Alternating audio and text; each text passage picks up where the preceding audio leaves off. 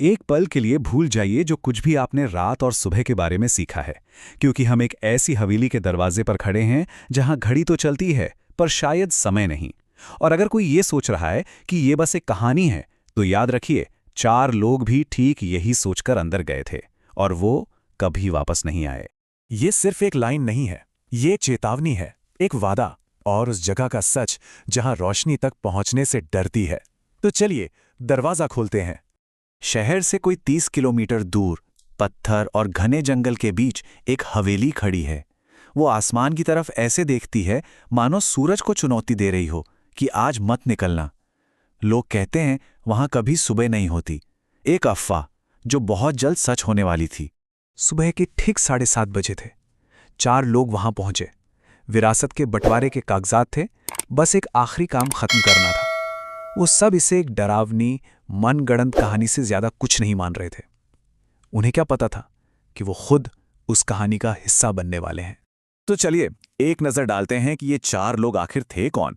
सबसे पहले आरव, वो जो हर चीज को तर्क से तोलता था।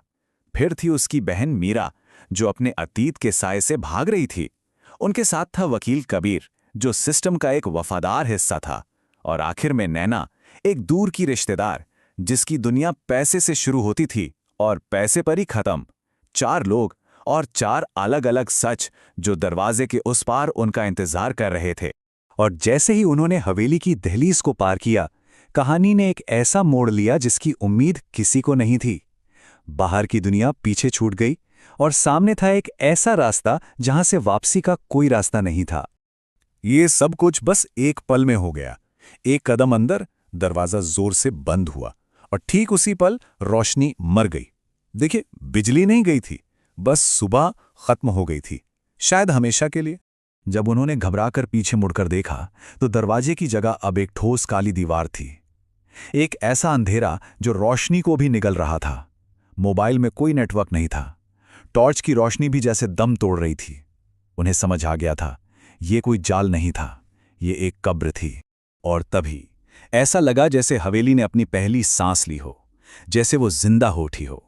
उसने अपने मेहमानों को देख लिया था और उनके लिए एक बहुत खास इंतजाम भी किया था। 4 कमरे, 4 आईने और हर आईने में एक ऐसा सच जिसका सामना करने की हिम्मत शायद उनमें से किसी में नहीं थी। सबसे पहला दरवाजा दाईं ओर था और उस पर साफ साफ आरफ का नाम लिखा था। तर्क और विज्ञान पर भरोसा करने वाले आरफ के लिए यह किसी मजाक जैसा था, पर दरवाजा अपने आप खुल गया। अंदर एक अस्पताल का कमरा था और बेड पर आरव खुद लेटा था, जिसका शरीर 92% जल चुका था। बेड पर लेटे उसके ही हमशक्ल ने आंखें खोली और कहा, तू भाग सकता था पर तू रुका, क्योंकि तू हमेशा सिर्फ देखता है, करता कुछ नहीं। आरव की पूरी जिंदगी का सच बस एक लाइन में सिमट गया था और हवेली ने उसे उसकी सजा दिखा दी थी। अब मीरा की बारी थी।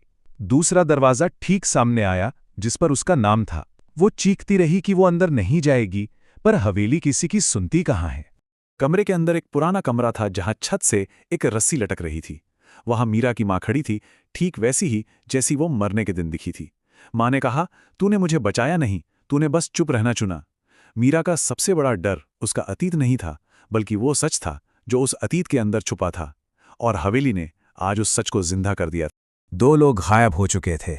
नैना अब भी खुद को तसल्ली दे रही थी कि ये कोई वहम है, एक सामूहिक आघात। लेकिन हवेली को उसके तर्कों से कोई फर्क नहीं पड़ता था। तीसरा दरवाजा अब उसके नाम के साथ खुल चुका था। अंदर एक घर था जो पूरी तरह आग की लपटों में घिरा था और नैना बीच में फंसी थी। तभी हवेली की आवाज गूंजी, तू हमेशा पैसे के पीछे भागी और हर चीज की एक कीमत होती है। नैना बाहर निकलने के लिए दौड़ी, लेकिन फर्श सोने की तरह पिघल रहा था और आग ने उसे निगल लिया। आखिरकार उसे वो दौलत मिल ही गई जिसे वो हमेशा से चाहती। अब सिर्फ कबीर बचा था, वो वकील जो हमेशा कहता था कि वो बस अपने काम से काम रखता है। लेकिन चौथा दरवाजा उसके इंतजार में था, जिस पर उसका नाम पहले से ही लिखा हुआ था। कमरे के अंदर एक अदालत थी। वहां रखी हर फाइल में उन लोगों की कहानियां थीं जिन्हें कबीर के सिस्टम ने चुपचाप कुचल दिया था। ये वो सच थे जिन्हें उसने अपनी चुप्पी से दफनाया था। हवेली ने उसे याद दिलाया, ये सिस्टम लाशों पर ही तो चलता है। कबीर की आंखों में आंसू नहीं थे, बस एक खालीपन था। ऐसा लगा जैसे उसने अपनी सजा बहुत पहले ही कबूल कर ली थी। 4 कमरे, 4 सजाएं। लेकिन हवेली का काम अभी खत्म नहीं हुआ था। हॉल के ठीक बीचों बीच एक आखिरी दरवाजा जमीन से उभरा। एक ऐसा दरवाजा जिसके पीछे सिर्फ एक सच नहीं बल्कि हर सच छिपा था। इस आखिरी दरवाजे पर किसी का नाम नहीं था, बस एक शब्द लिखा था, यादें। अंदर उन चारों की जिंदगियों का हर झूठ, हर डर और हर समझौता एक साथ एक ही समय पर चल रहा था। हर वो पल जब उन्होंने सही करने के बजाय आसान रास्ता चुना। और तभी हवेली ने अपना असली राज खोला। उसकी आवाज हर दीवार से गूंजने लगी। मैं सूरज को नहीं रोकती, मैं सच को कैद करती हूं, क्योंकि सच सिर्फ अंधेरे में ही जिंदा रहता है। ये हवेली कोई भूत प्रेत का घर नहीं थी, ये तो एक आईना थी। और आईने बस वही दिखाते हैं जो हम देखना नहीं चाहते। और कहानी घूमकर ठीक वहीं वापस आती है जहां से शुरू हुई थी। सुबह के 7:30 बजे हवेली के बाहर फिर से वही रोशनी थी, वही शांत जंगल। पुलिस को अंदर तलाशी लेने पर सिर्फ 4 खाली कागज मिले।